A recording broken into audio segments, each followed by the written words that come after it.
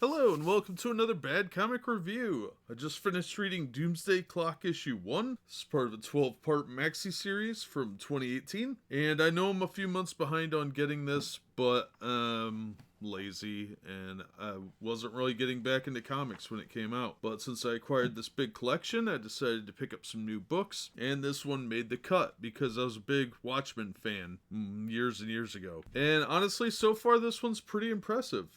First issue was shockingly really good. It starts out with a sort of riot going on. There's total social breakdown from the look of it. America is about to go to war with Russia because the EU collapsed, and Russia just invaded Poland apparently. So somebody won re-election, which I don't know in this universe who is president, but it's an interesting take on picking up where Watchmen left off. And we start off with Rorschach busting two criminals out of jail, Marionette and Mime. This guy talks similar to Rorschach, but he's not the original Rorschach. If you read Watchmen, you'll know why. If not, I highly suggest you go read Watchmen. I'm going to try and avoid spoilers for it because I know a lot of younger people have not read Watchmen. I don't know how, but they haven't. If you're a comics fan, you really should read Watchmen. It's a pivotal book from a pivotal period. It's when comic books became more adult. They were kind of on the cusp of that in the 70s and 80s, but they really didn't hit the adult audience until things like Watchmen and Dark Knight Returns. They were starting to grow up into a more mature audience. So this really does follow that. It is very much a mature themed book, so this is not for younger readers for sure. There is some serious violence in it. So Rorschach busts these two out of prison and takes them to a secret lair, and they threaten him all along the way. But then we see Ozymandias, and he seems a little intimidated by Rorschach, but we don't really know who Rorschach is. I think we're going to find out that he is somebody we already know either through DC or some other book. But Ozymandias is sick. He needs to find Dr. Manhattan. And we cut over to the DCU, where we learn that Clark Kent's parents were killed in a car accident, and he's having a nightmare about it. Now, I don't know, since I've been out of the comics game for a fairly long time, I don't know if they retconned this, but that's not how his parents died in what I know of the DC history. But since Rebirth happened, they probably changed that. But I know Jonathan had a heart attack and died that way in the field during the Death of Superman storyline. He had a heart attack, and I think he died right around that time or shortly thereafter, after the return of Superman. I don't know if this is now continuity or if this takes place in an alternate DC universe, which I suspect that it is, based on what little I've seen of that in this book and in the promotional art for books 2 and 3. I suspect it's an alternate DC universe because the book Watchmen, or the Watchmen section of this book, took place in 92. So either there's two different timelines and there are different stages, like one in the modern era and one in 1992, and they cross over, or this takes place in a DC universe of 1982. Regardless, I don't really care. I don't think it matters for the story. So far, this book was amazing fun. It had the same kind of feel as Watchmen, and I really enjoyed it. I thought it was definitely one of the best books I've read in a really long time. It definitely ranks up there. This was an amazing follow-up. You know, it's not Alan Moore, but it's definitely a solid read. And I had a lot of fun reading it, and I was real surprised to see that it turned out this good. I thought it was going to be garbage, quite honestly. I believe this was written by Jeff Johns, but I didn't see a name in here. I was busy actually enjoying the story. And quite honestly, it was worth the $5 cover price. And I'm going to go pick up book 2 and 3. They're out now. I think they're going to go bi-monthly with it, so it may take a while to wrap up. But I'm super excited to read the next book. So hopefully I'll have that review up for book 2 up within a week, hopefully a little less. If I can, I'll have it up by the weekend, but I probably won't have it up till Sunday or Monday. So I'll let you know what I think of the others, and as always, thank you so much for listening, and please like, share, and subscribe, and go out and buy this book, because it was amazing. Go out and support your local comic shop. Let the companies know on Twitter or other social media when you find a book that you enjoy, because they need to know what kind of books you like, because there's a lot of garbage out there right now. But enough lecturing, get out there and buy this book. Thanks for listening.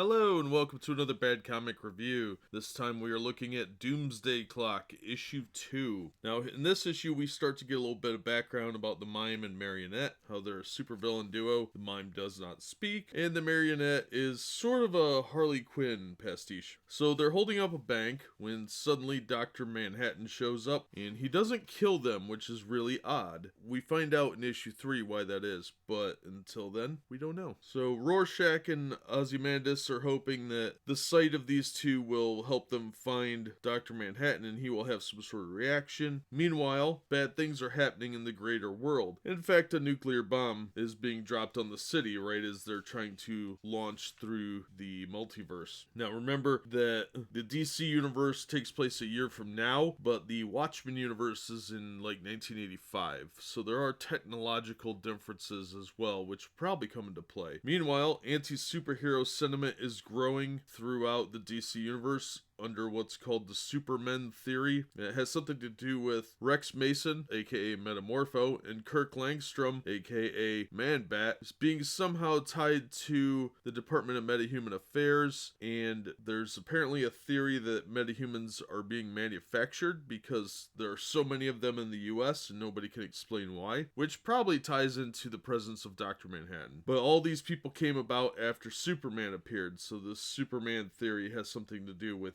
like an arms race conspiracy theory of some sort. Well, it also appears that Batman may lose his company if LexCorp takes them over, and there's a good possibility that he will be voted against if the company is given a bid, and the board will overrule him. But Bruce has other problems. Well, the Night Owl ship appears in Gotham City and crash lands into an old amusement park. You can kind of guess where that's going. And Ozymandias and Rorschach handcuff Marionette and Mime in the ship, and they go to the Gotham Public Library where they decide to do some research. They find out who the two smartest people are, which is Lex Luthor and Bruce Wayne, and they decide to split up. Rorschach's gonna go to visit Mr. Wayne, and Ozymandias is gonna go visit Luthor. Now, Rorschach's not stupid, and he quickly discovers his way into the Batcave, where a very annoyed Batman is going to find him. And Luthor is having a chat with Ozymandias, but it doesn't go quite according to plan. See, Rorschach starts to think that Batman might be a psychotic, and Ozymandias gets a visit from an old friend who's supposed to be dead, and that's where the issue ends. Now, in the back, it's important to read the little news articles that are featured because they do play in quite a bit to what's going on and give you a little bit more context and a little taste of what's to come. There is definitely something going on that I think is probably actually going to be revealed to be an alternate DC universe or stuff they're setting the stage for in the main DC universe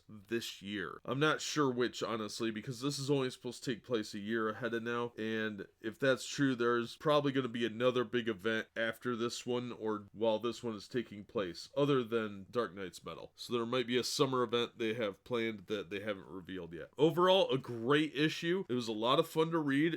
This one was a little bit more plot driven, not a whole lot of action, but there is some. It's written by Jeff Johns with Gary Frank illustrator, Brad Anderson colorist, Rob Lay letterer, Amy Brockway Metcalf the back matter design. Gary Frank and Brad Anderson did the cover and variant cover. Brian Cunningham was the editor, and Amadeo Totoro was associate editor. I thought they all did a great job. It was a very interesting book. So if you haven't purchased these yet, I highly recommend getting the single issues. I think this has real potential to be a classic. But until next time, that's going to do it for this one. As always, thank you so much for listening and supporting the channel. Be sure and hit like, share, and subscribe, and we hope to see you on the next one.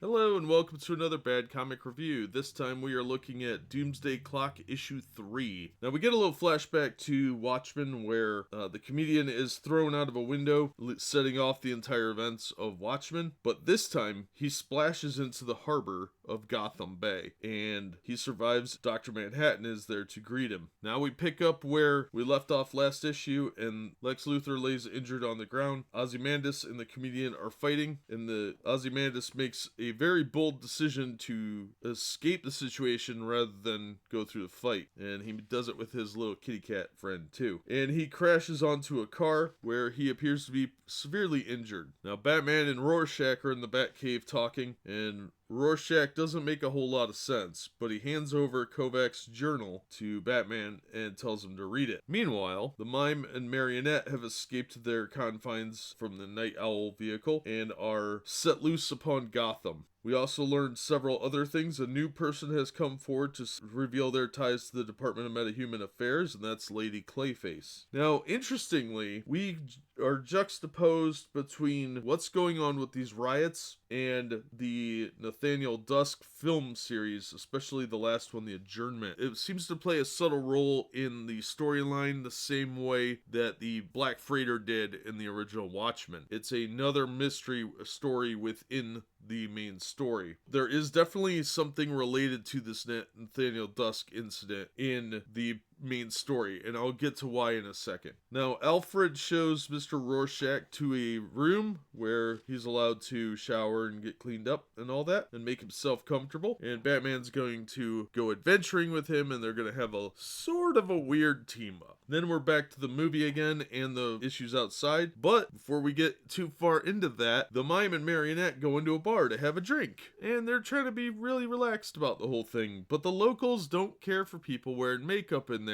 because this bar is run by the Joker gang. And of course the Mime and Marionette are forced to kill everybody in the bar because that's what they do and they like it. So they decide to find the Joker, and that is a horrific idea for a team up. Meanwhile, while there's these old people arguing over whether or not they want to watch the news or they want to watch this Nathaniel Dusk movie, there's one person who is standing at a window looking out and wondering why his family didn't come. And we know who this person is because his name is given. And who is that exactly? Well, younger readers probably won't be familiar with Mr. Thunder. That's Johnny Thunderbolt, and he used to have a magic pen with a genie in it, and he misses him, and he accidentally did something to make him go away. We don't know what, but I think that plays a very important part in this story, and that's why they keep going back to Nathaniel Dusk. Well, Batman and Rorschach go visit a certain Arkham facility where Batman walks out, but Rorschach doesn't, and it does not go well. But that's where the issue ends. Now, interestingly, there is a small little, what seems like a fluff piece at the end where there's these little articles about the death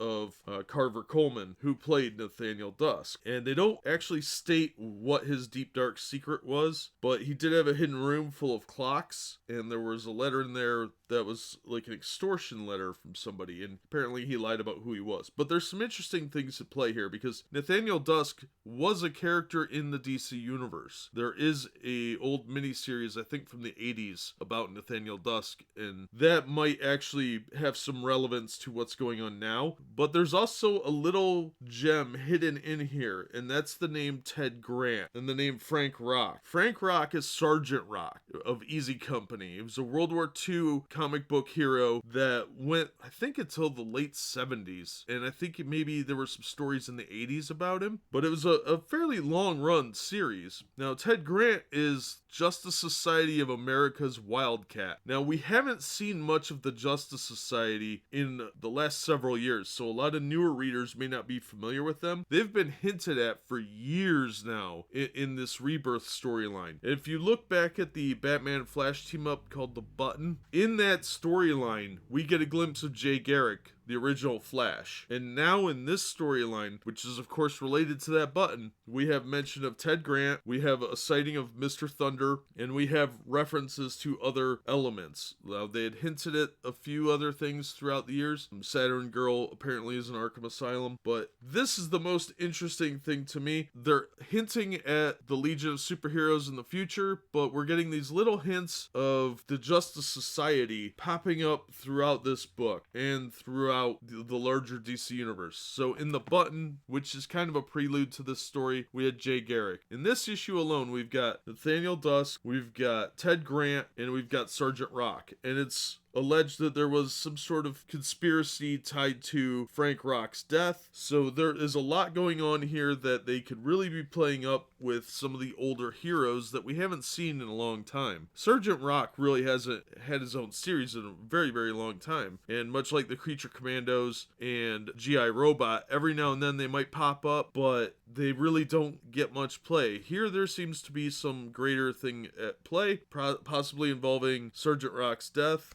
and the Justice Society of America. So that would be really cool to see the Justice Society resurface. And I'm curious to know what the Thunderbolts connection is to this and who Dr. Manhattan is posing as in this universe. So I was real interested in this. It's got me real curious. I'm excited to go to the comic shop and pick up issue 4 and see where that leads us, because Jeff Johns is doing a great job keeping me in suspense as to what's going on. And I really hope this is a ploy to bring back the Justice Society and some of the other older heroes that the old timers like me have been missing. But until then, that'll do it for this one. As always, thank you so much for listening and supporting the channel. Please be sure and hit like, share, and subscribe. And we hope to see you on the next episode.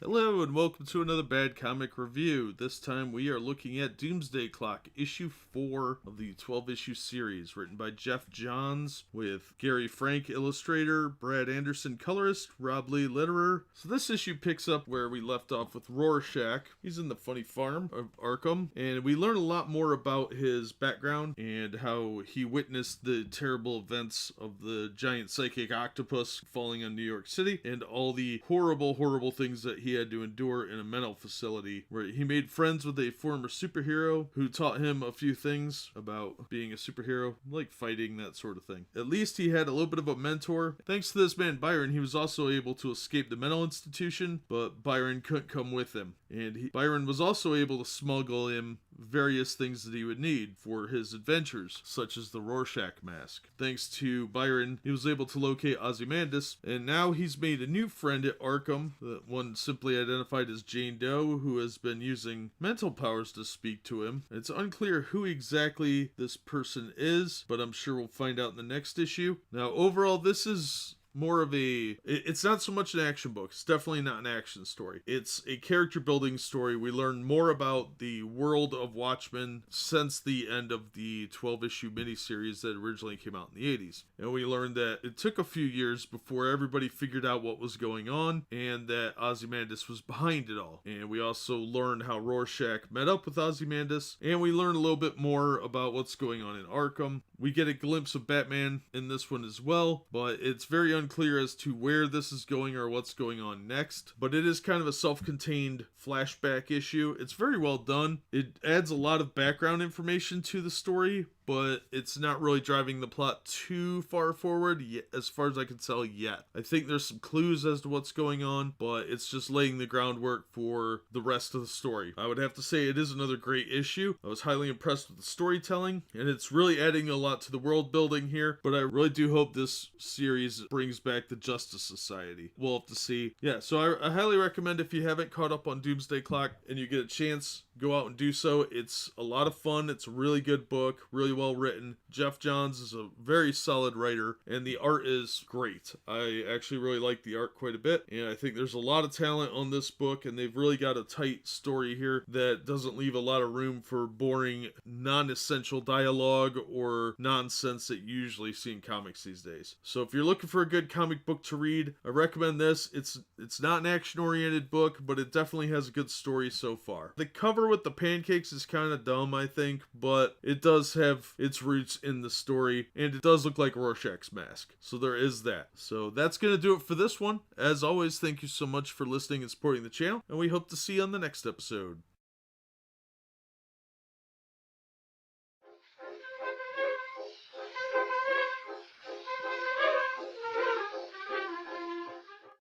Hello and welcome to another Bad Comic Review. This time we are looking at Doomsday Clock issue 5. This is written by Jeff Johns. Gary Frank did the illustrations. Brad Anderson was the colorist. Rob Lay letterer. And group editor was Brian Cunningham. Of course, we're using characters from Watchmen, created by Alan Moore and Dave Gibbons. And Superman was, of course, created by Jerry Siegel and Joe Shuster. The massive crossover between the Watchmen universe and the DC primary universe continues here.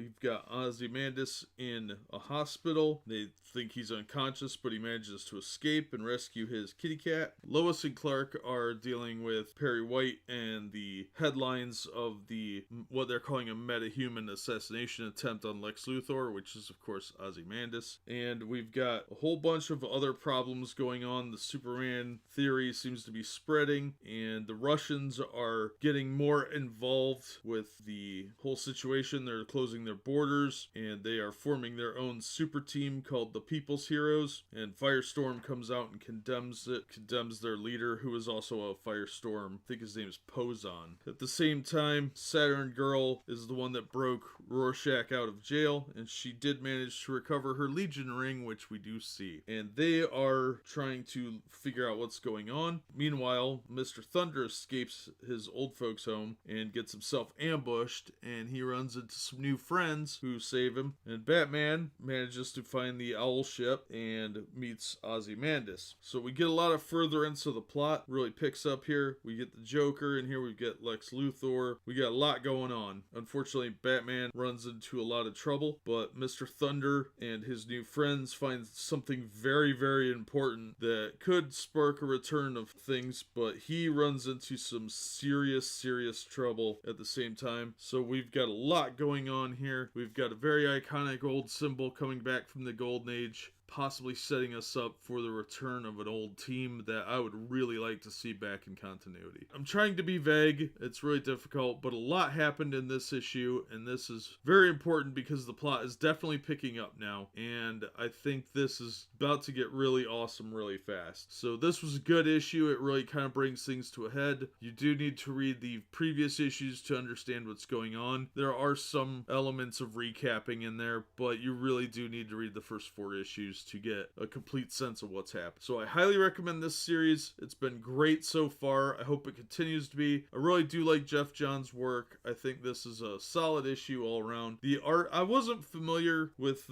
Gary Frank that much. I'd seen some of his work before, but I'm really liking it. It really does have kind of the same feel as the original Watchmen, but a little cleaner, and I think a little more detailed in a lot of respect. The scenes where Mr. Thunder is getting his butt kicked and Batman getting in a fight at the same time, and the juxtapose those two is really good. I'm real intrigued to see where this goes, and I really hope it continues to be this good, and I really look forward to reading issue 6. I just wish it was monthly instead of bi-monthly, but I suspect they are delaying it for a specific reason to tie it into something else that's going to happen when this series ends. And now obviously I can't confirm that suspicion, but I think they're setting up for something as soon as the series ends, probably this time next year. Definitely a recommendation, and that's gonna do it for me. As always, thank you so much for listening and supporting the channel. If you like what we're doing, hit the like button, consider subscribing, and if you want to throw some money at me to help me get some more comics to review, Patreon link is in the description, and we're on the About page. As always, thanks for listening, and we hope to see you on the next one.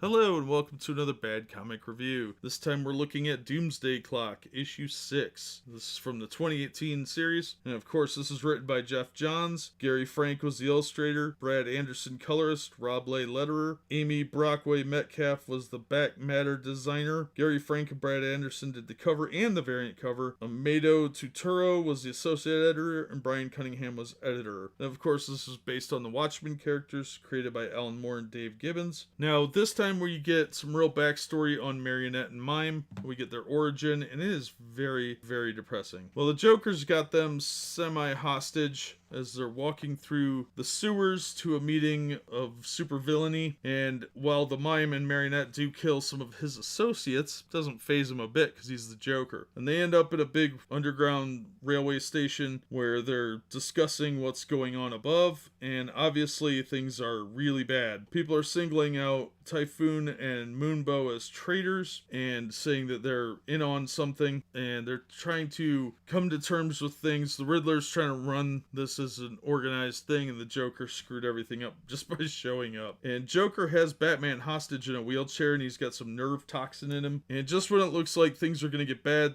it's devolved into an argument. Typhoon's mad. He sort of pushes Cobblepot back with a little burst of energy, and just when he's about to do something else, a shot rings out and people see the comedian, and the comedian does some severe damage to people, even sets off an explosion, and he goes chasing after Joker, Marionette, and Mime. We get a lot of more backstory kind of interspersed in this, but Mime and Marionette make it to a hotel where they have the sex, and comedian tracks them down, and when he's about to do something, Joker shows up and knocks him out. He's still got Batman in a wheelchair, and that's kind of where it leaves off. I'm leaving some information out that is pivotal, but you'll really want to read the little case file at the back. It has some interesting information about a few of the characters that are in this issue, and that reveals a few things that are actually kind of depressing. It was a solid issue. It was a good addition. It really didn't advance the main story too much, but we did learn more about Marionette and Mime, and it does look like the supervillains are kind of up to something, and the comedian being back in action was a big deal. It's slowly getting there. I thought it was a well done issue, and I thought all the characters were handled very well, and it was definitely a good read, and I really liked the art. I thought it was all around a good issue, so I would definitely recommend it. I didn't feel cheated for my money. High recommendation for this book. I thought it was a lot of fun. And that'll do it for me. As always, thank you so much for listening and supporting the channel. If you liked the video, hit the thumbs up and consider subscribing so you don't miss future reviews. If you want to help the channel out, Patreon links are in the bottom description and on the About page, and we hope to see you on the next episode. We are about to embark upon a series of strange and exciting, dangerous adventures. Adventures that will lead us to all parts of the world.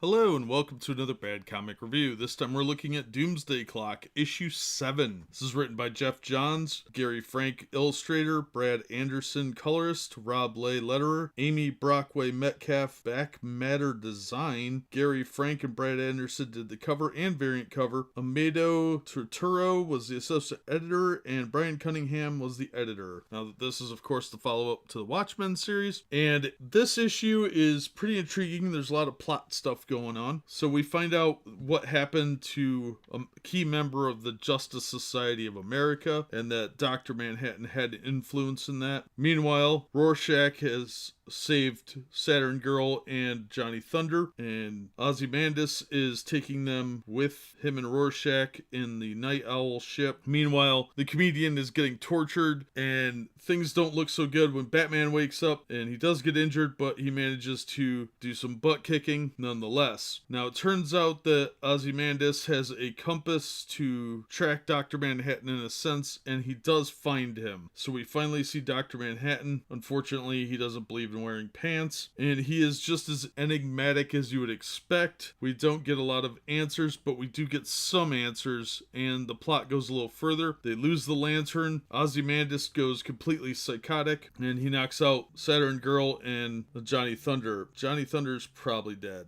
I don't know. He's pretty old. It does look like Dr. Manhattan has a plan. He has some sort of design at hand where his influence has clearly affected the DC universe. Dr. Manhattan clearly had some influence in the DC universe that affected the Rebirth, and that's why we're not seeing much of the Justice Society. So it's really cool that they are referencing them. It's really scary that he may have prevented them from actually forming like they were supposed to. So hopefully this is leading into the Justice Society Society of America coming back because I really like them, but I don't know. It's looking like the next couple issues are really going to ramp up, and it looks like there might be a showdown with Superman in the very, very near future, and I'm really excited to see where it goes because this one really developed the story quite a bit and picked up the pace. I know a lot of people were complaining that it was getting slow. Well, this one really gets it moving again, so I'm intrigued to see where it goes. So this is a definite recommend. If you haven't been reading this series, definitely check it out, especially if you were a Watchmen fan. I know the purists are going to say that you shouldn't do that they shouldn't be messing with the Watchmen, and generally I'd agree, but I think Jeff Johns is really doing something good here. It's really fun, and I think it's going to be a classic in the long term if they can pull it off in the end. I like the art, I like the cover, I like the story. Everything about this was good. It was worth my $5.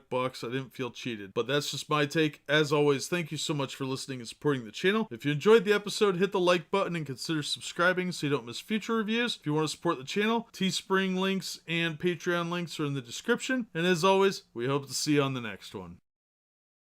We are about to embark upon a series of strange and exciting, dangerous adventures. Adventures that will lead us to all parts of the world. Hello and welcome to another Bad Comic Review. This time we're looking at Doomsday Clock, issue 8 of 12. This is part of the Maxi Series event that has dragged on for way too long. Written by Jeff Johns, illustrated by Gary Frank, Brad Anderson on colors, Rob Lay letterer, Amy Brockway Metcalf back matter design. Gary Frank and Brad Anderson did the cover and variant cover. Amito Tutoro, associate editor, Brian Cunningham, editor. Alright, there's not a lot I could say about this book without giving the entire plot away, and I don't want to do that because at $5 you deserve to get your $5 worth. Needless to say, Firestorm, in his anger over the Superman theory, is in Russia, and he ends up mixing it up with the people's heroes, including a longtime enemy of his, Posar. Now during the melee, something really bad happens, and it looks like Firestorm, either enraged or stressed, lost control of his powers, and they did something they've never done before. It causes a massive international incident, and Ronnie disappears. No one knows where he went. Thankfully, it's the original Firestorm. And he can't seem to talk to the professor. So Superman goes over to talk to Black Adam and see if he's hiding out in his country of Kandak, I think it's pronounced. Or Kondak. Meanwhile, Lois gets a mystery envelope in the mail that shows some group she's never heard of. Well, when Superman tries to sort things out, things go from bad to vastly worse. Batman tries to tell him to not get involved, to stop, and then something even worse happens. And it looks like Ozymandias is probably partly behind this. I'm not sure if Dr. Manhattan's involved or not, but wow, you really have to read this issue. If you're a DC fan at all, this is a phenomenal issue. The art is amazing. The story is really compelling. We see a lot of characters that we don't really see very often these days, and they're written like they used to be. So Jeff Johns really understands the characters. He understands the dynamic between Lois and Clark, and that's handled beautifully here. I really wish they would handle this better in the regular Superman books like they are doing here. My major complaint about this issue is that I had to wait 2 months for it, and I don't really know why. I don't understand what is taking so long with this miniseries, because I think it's really losing a lot of steam that it should have. It should be doing better than it is in sales, because if it was coming out every month, the hype would be there still. Every 2 months you lose a little bit. People kind of forget what happened, they lose interest, and I think that's a real mistake on DC's part. Would I recommend this book? Absolutely. If you haven't been reading Doomsday Clock, you're really missing out, and I think they're going to bring back the Justice Society soon. I really hope so anyway. I see that they've released Shazam finally, but they really need to get the Justice Society back in the mainstream universe and stop killing off legacy characters like Wally West. But that is just an aside. This is a fantastic series. It's really held up well, and they're doing a lot here that I think is going to really impact DC in the future. I don't know if they have a special event planned. It kind of seems to imply they do, that something's going to change. Maybe Rebirth is coming to an end and they're going to kick it off with something else because of Dr. Manhattan. That's my guess. But hopefully they get to it sooner rather than later. I'm sick of waiting 2 months. If you haven't been reading Doomsday Clock and you like any of the DC characters, you should probably check it out. It's a fun read and it's really well done. But that's just my opinion. As always, thank you so much for listening and supporting the channel. If you enjoyed the video, give it a thumbs up and subscribe so you don't miss future reviews. And we hope to see you on the next one. We are about to embark upon a series of strange and exciting, dangerous adventures. Adventures that will lead us to all parts of the world.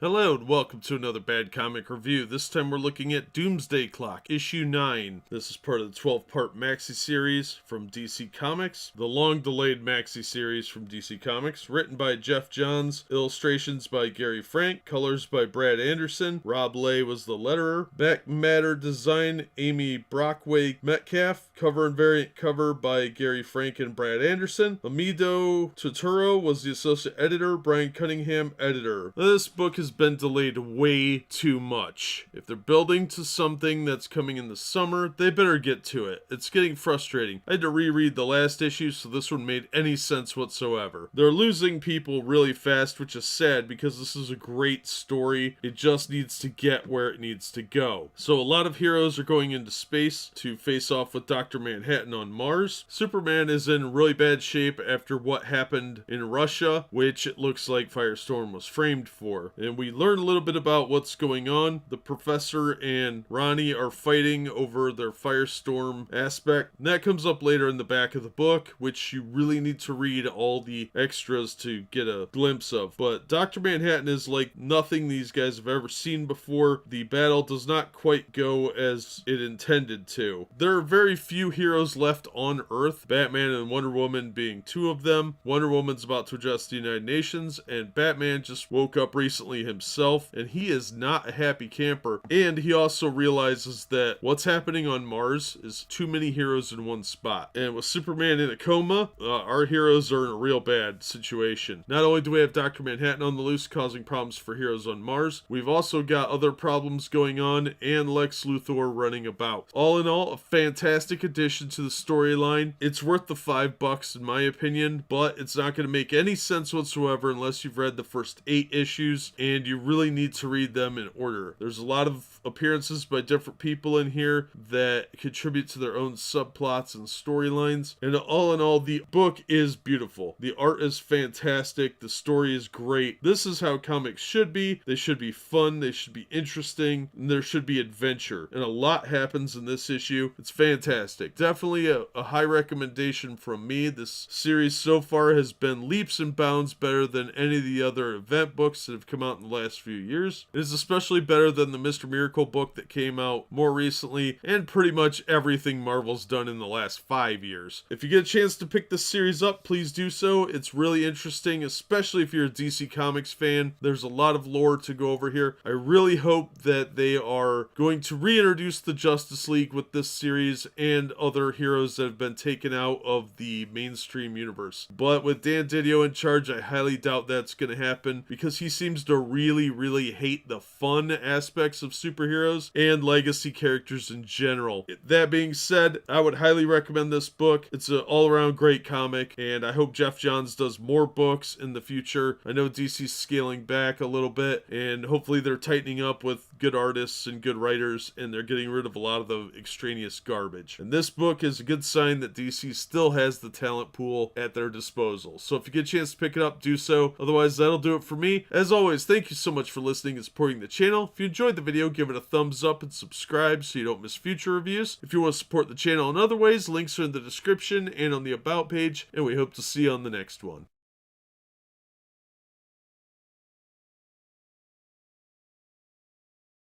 We are about to embark upon a series of strange and exciting, dangerous adventures.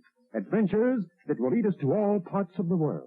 Hello and welcome to another Bad Comic Review. This time we're looking at Doomsday Clock, issue 10. This is part of the 12-part maxi series that seems to go on and on forever. Written by Jeff Johns, illustrations by Gary Frank, Brad Anderson is the colorist, Rob Leigh did the letters, Amy Brockway Metcalf was the back matter design, Gary Frank and Brad Anderson did both the cover and variant covers, Amido Totoro was the associate editor, Brian Cunningham editor. And of course this incorporates Watchmen characters which were created by Alan Moore and Dave Gibbons. As far as a worthy follow-up to Watchmen, this series is really good. It is very comparable to Watchmen in many respects. If it has the payoff, it'll be an amazing book. But this issue salvages the entire series for me. I was so tired of waiting for months and months to try and get the next installment that you would have to reread the books and then get caught up so that you could jump forward again. This issue changes all of that. We learned quite quite a bit about how the Earth of the DC Universe fits in with the multiverse, and how Superman, his influence is actually what is changing everything. In 1938, which is the dawn of the Golden Age, he was found by the Kents. Well, then something forced that to change to 1958, which was the dawn of the Silver Age. And then again in 86, which would be when John Byrne took over the book post-Crisis, which would have been the dawn of, I think they're calling it the Copper Age. And we're seeing a little bit of how this actually all ties together, how people like the Anti-Monitor and the Extant have changed this over the years, and how this universe's changes are influencing the multiverse as a whole. And they call this one the metaverse, and it's because of Superman that a lot of these things are noticeable. I don't know if it's Superman causing the changes or if he's just a constant variable within all of these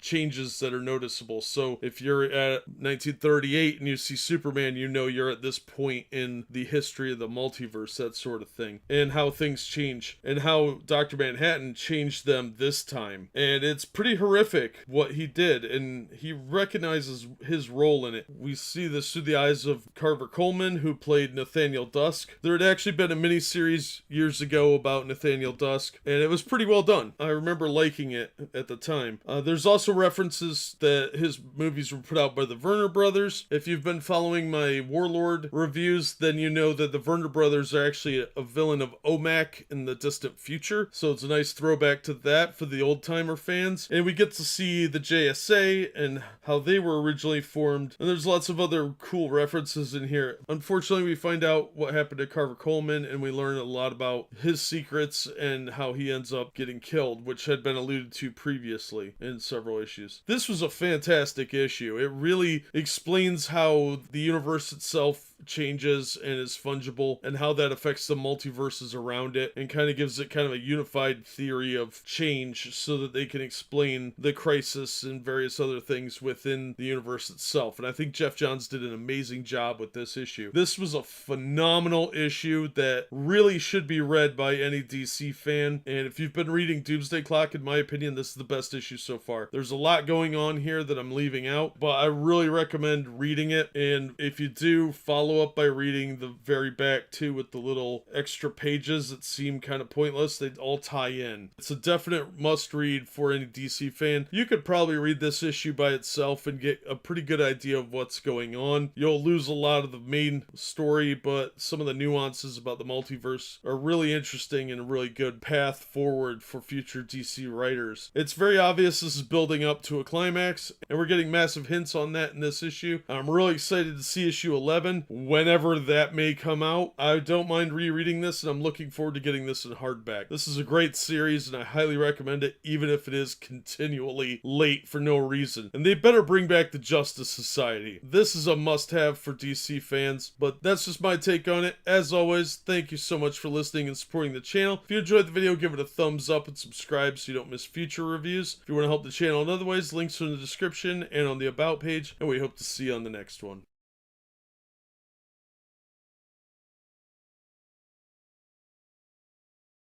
We are about to embark upon a series of strange and exciting, dangerous adventures.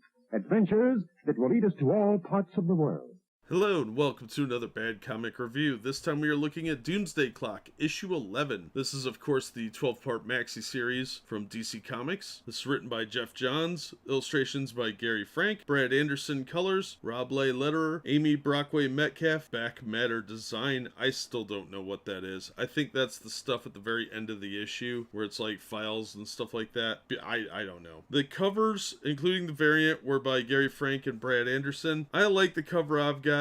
I don't know why Creeper's in here, but it's an awesome cover. The associate editor was Amito Tuturo and Brian Cunningham editor. Now the problem with this series is that it's always late by months. Well, Batman is in trouble with the government, Wonder Woman's fighting in the UN, and Superman is kind of out of the action. But he is just now waking up. We learn the fate of Saturn Girl and Johnny, and we learn what Ozymandias is kind of up to, and we see what Lex Luthor's been up up to as well. And Superman is not a happy camper. Everything is falling apart. A lot of stuff that happened that they kind of built up to last issue is a little bit skirted, especially the big twist at the end. I thought it was a little cheap the way they did that, but overall, it was a pretty solid book. A lot happens, and a lot of it is done through conversation, so you get explanation, but at the same time, there is action. Things do happen, and it's leading up to the final confrontation. And wow, I gotta tell you, this was a really solid issue. It was really fun. Previous issue was a little bit better in my opinion, but I like some of what they're building up to. I really hope this brings the Justice Society back in. I know they mentioned them in an issue of Justice League that was probably supposed to come out after this. I guess that's what happens when you don't have the entire miniseries completed before letting other people do their projects. I think it was a good book. Was it worth the wait? Probably not. Is it worth the money? Yes. It's a beautifully illustrated book. It's a really well written series. The cardstock is amazing. Paper quality is great inside. All around a good book. If more books were this good of quality, I wouldn't have a problem paying the cover price for it. So if they could produce stuff like this every month, I wouldn't have a problem dropping $4 or $5. But I have a problem paying $5 for garbage. This was not that. I didn't feel cheated. I think you're pricing out a lot of customers with this price point, but it was a solid read and I'm definitely going to recommend it. I don't want to give away any spoilers, so we're going to wrap it up there. That's going to do it for me. As always, thank you so much for watching and supporting the channel. If you enjoyed the video, give it a thumbs up, share it around, and don't forget to subscribe so you don't miss future reviews. And of course, we hope to see you on the next episode. We are about to embark upon a series of strange and exciting, dangerous adventures. Adventures that will lead us to all parts of the world.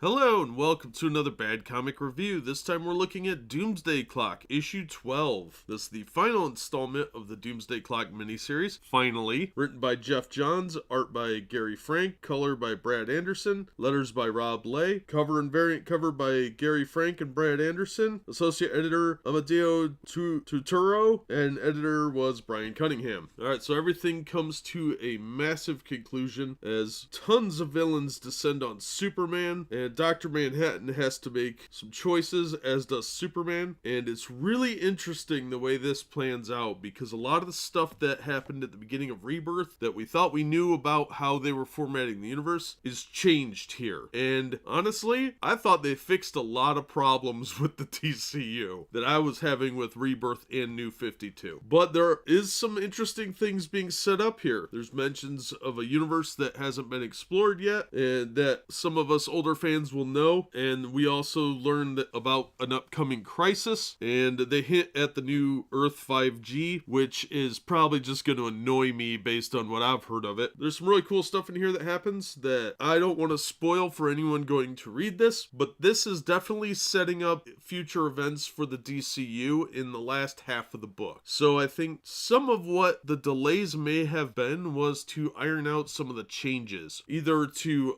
alter them for what's coming up, to adjust according to the new plan, or to kind of wait till certain events happened in the books. That may have been some of the delays. I don't think it was all of them, but it was definitely some of them. Now, the art in here is very, very good. I really like Frank's art. I think he's a very talented artist, and you get to see that in a lot of these big splash pages, and the storytelling is done very well. I'm really glad by the return of some of the heroes that we see in here. That is really awesome and makes me very happy. Some of the changes that are coming from DC are probably going to annoy the crap out of me, but this book was amazing. There's a lot of fan service in here. There's a lot of references to old properties. Not only Nathaniel Dusk, but the Silver Blade is mentioned. We learn the fate of the Justice Society. The only thing I really didn't like in here was the fact that a couple of the Watchmen characters hang around. I don't particularly care for that, but that's a very minor quibble. Overall, this was a really, really good end cap to the series. I thought it really worked, and it was definitely a solid issue. It's a terrible spot to jump in because it will make no sense if you haven't read the entire miniseries. But I will recommend the entire miniseries because overall I thought it was very solid and it's consistent, and Jeff Johns is a very good writer when he has passion for it, and I think some of this stuff that they mentioned coming up is probably forced upon him, but it's well done, and I think they are hinting at several future crises that are planned out coming coming up in 2020 and in 2025 that I hope are done well. I'm always hoping for good stories, of course, and this was a good story, so I'm definitely going to recommend this series. I know they're releasing the book in 2 hardbacks, the first 6 issues in one book that's already out, and the other 6 will be in another hardcover. I would wait till it's all in one, get like the absolute edition. It'll be worth the extra money. I'm one of the few people, I think, that actually thought they handled the Watchmen characters very well, and that it treated them with respect, just like it treated the DC Universe characters with the same respect. And I am glad that some of the stuff that's in this is in here, because I was really worried in the first 11 issues that certain things would not come to pass, but they do in this, and it really tied everything up pretty well, and I'm real happy with that. So Jeff Johns and Gary Frank did an amazing job, and I'm definitely going to recommend this issue as well as the entire series. That's just my opinion though. Thank you so much for listening and supporting the channel. If you enjoyed the video, please give it a thumbs up, and don't forget to subscribe so you don't miss future reviews. If you want to help the channel in other ways, links from the description and on the about page, and as always, we hope to see you on the next one.